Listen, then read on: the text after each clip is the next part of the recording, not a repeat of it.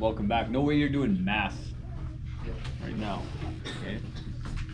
Let's put that away. Is this camera even like focused on the screen? Kinda, that's good enough. We're just gonna continue on, look at some more concepts, looking at economic globalization, looking at the modern world there. You okay? You're coughing up a lung. All right.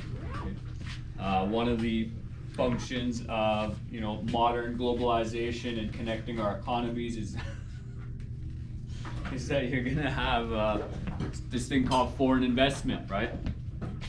Remember how we talked about yesterday? Some countries have a lot of resources. Some of those resources are, human power, right? So where are your clothes all made? Parts of Asia, right? There's a big labor force there. There's a labor force there that's willing to work jobs that people here aren't willing to work, right? How many of you would never work like a burger flipping job? Come on. No way. Money is money, right? That's good. Okay. But some people feel pretty entitled. They feel like they're above certain types of work, right? And then you just take your labor, you move it somewhere else where people don't have that same entitlement, where they're looking for those opportunities instead. Okay, but anyways, foreign investment is capital, which is just money. It flows from one country to another, allowing the people giving the money extensive ownership in that domestic company or asset. Okay, what does that mean? So somebody might invest money into another country to develop a mine. So they get access to the profits they make from that mine, right? They get the benefit from that. What do the people in the local environment get? Well, they have jobs, right, which is going to be beneficial for them, right? Same thing, Amazon. If they invest by putting a new factory or new facility into a community, they get the work they want done, and the people in that community, they get jobs, right? That's investment. Foreign investment is obviously going across borders. Opportunities may seem obvious. A country gains the financial resources it needs to increase development in a given area. What could some of the challenges be to foreign investment? So one of the challenges might be a little out of your scope, but one of the challenges to foreign investment, to other countries just coming in and they put some money into that area and they start running it, is maybe they have too much say in what goes on. So what that might look like is how they impact the government decisions, right? Maybe the government makes a decision that isn't in support of that company, and they want their whatever they're doing down there to keep working. Some sketchy things can happen. So in Unit 3, I think, is also one of the units where they talk about banana republics. Right? This is not the clothing shop. Okay, this is back in the 60s when certain companies from America owned land in Central America. They were growing fruit, and they would often hire people to enforce laws and whatnot. Like if people weren't working, they sometimes dealt with that violently.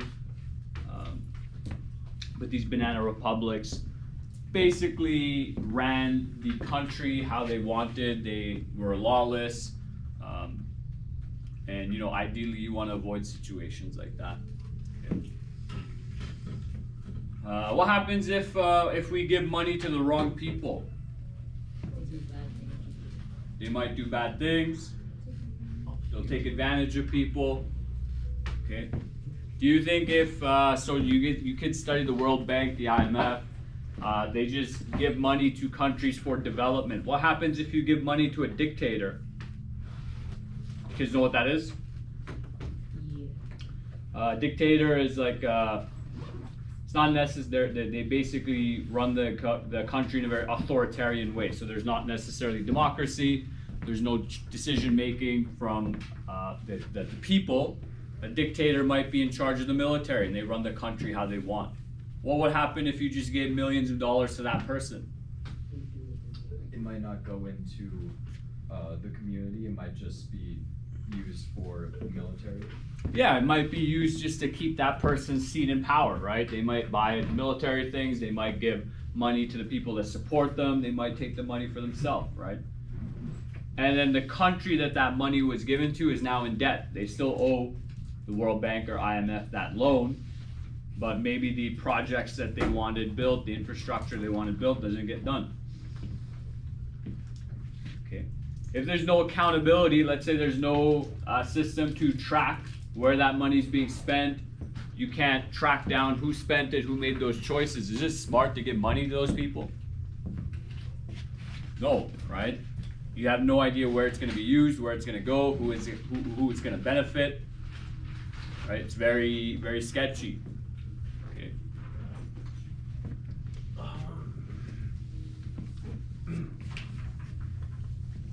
Economic growth, hopefully, is an intended result of foreign investment. Economic growth can look like increased output at the individual level, right? So making sure that people are more trained, more qualified to do work, so they're able to, produce more. Whatever that happened.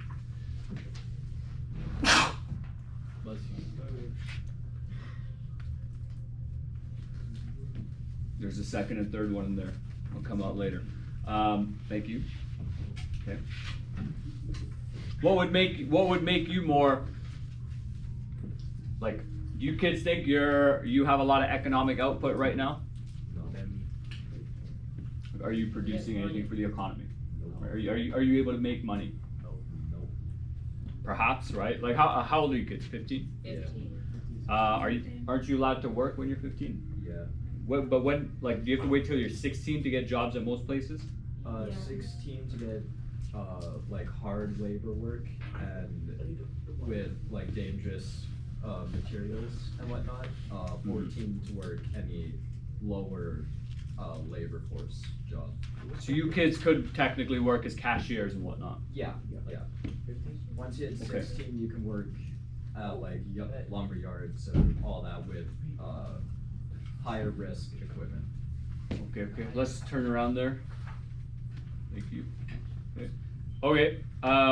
So at 14, 15, 16, you can work as like a cashier. You could work at a restaurant or, I don't know, at a desk, and you get paid minimum wage. Does your wage change from 14 to 16? Is there a law for that? You all get paid $15 if you get a job right now.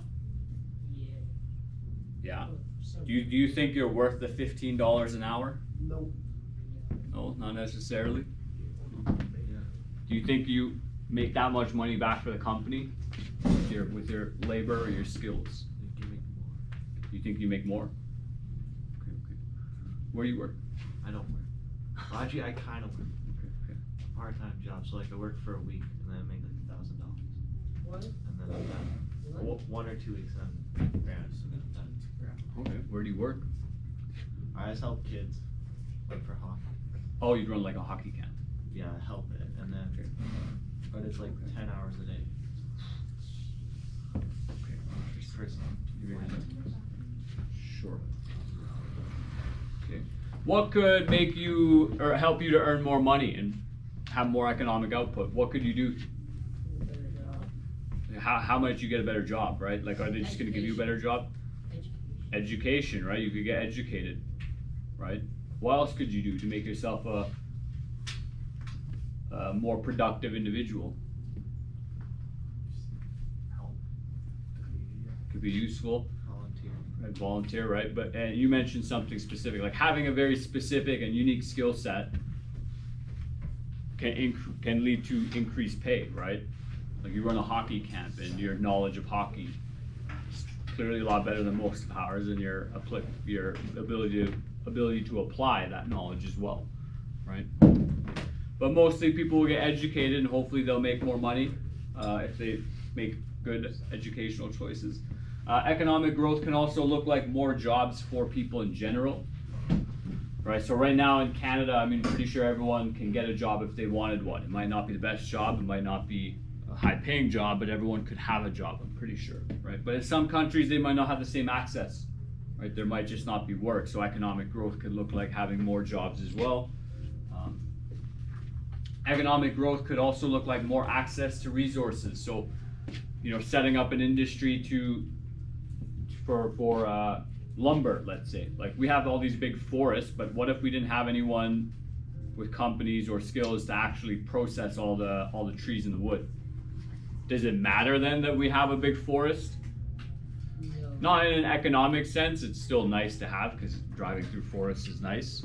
Okay, but being able to access those resources, okay. Like think about it this way, imagine if we had one gym but it was never open, right? You just don't get phys ed class, right? Now imagine if we had two gyms at school, well, what do you think that would change? A lot of food. How many of you have a phys ed class that runs with another one at the same time? Right. Like you have your group and then maybe there's some grade 9s in there as well. No, you do? Right. So what happens at gym class then? Is that fun? Right, having a small gym. So if we had two gyms, you get the whole gym to yourself, right? And that might look like better infrastructure, which obviously, unfortunately, we can't build another gym here. We also have privatization, so as more economic growth occurs, you might have resources being privatized, so they'll sell access to that resource. Right? What do you think happens to the gym after school? It gets cleaned, the dust accumulates, what else? Do you think the school does anything with the gym? Just packs up the gym after school, come on. Some of you were here yesterday after school, right? Yeah, so there might be practices, there might be games, and there's a reason why we can't practice after 7 p.m. One, it's kind of ridiculous, nobody wants to be there that late, but two, the school, I'm told the school rents out the gym on certain days, right? So hopefully the school makes some money, right? And so they're taking that service they have, that space they have, and they're being able to sell it to certain people at certain times, right? This kind of similar idea